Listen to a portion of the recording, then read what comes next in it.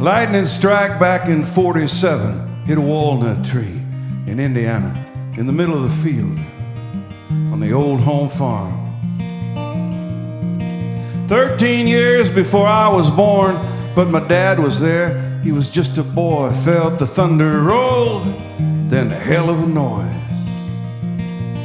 First the crack, then the creaking groan. There's different ways for seeds to be sown. 13 years before I was born. He was in the barn, all of 11, in the year 47. It was 5 more years till he'd get that car, that old Model T that never went far. Well, the tree went down by the near sheep pen. It tore the fence at the user end. Dad walked out with a saw on a wire and the mud and the rain in his pocket ply. His pa said, "Boy, what'd you do today?" And my dad said, "Pa, got caught in the rain, but the cows are fed. Got the eggs together and the big tree fell and there's wood together." Took him days to clear the limbs. He knew that job was all up to him. It was after school. He'd split and stack. He didn't know then he'd get something back.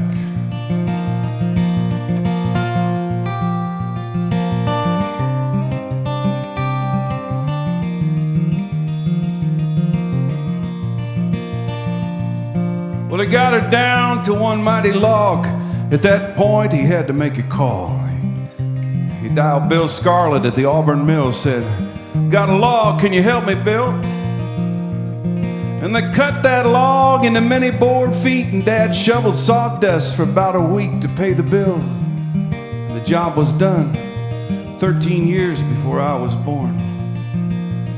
And those boards were stacked and stored in the barn until the year they sold the family farm. Dad counted the rings, 124.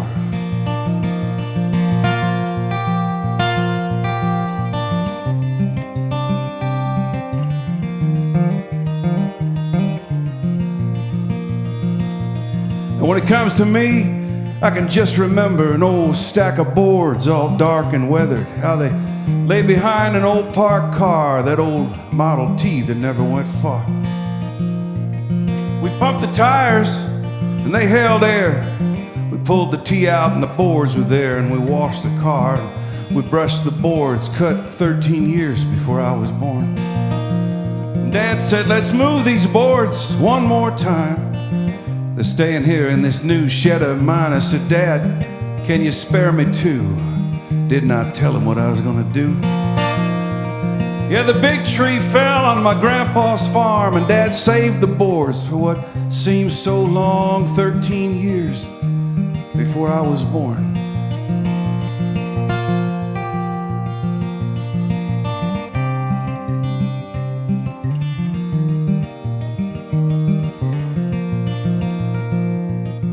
I drove those boards to a man named Bear near the Ohio River, south of here, and I told him the story about 13 years. He shook my hand and said, "I'll give you my best. I'll build a guitar, not like the rest. Just look at that grain, you can hear the tone. From these walnut boards so dark and long, we'll make a way to sing your dad this song. 13 years is really not so long."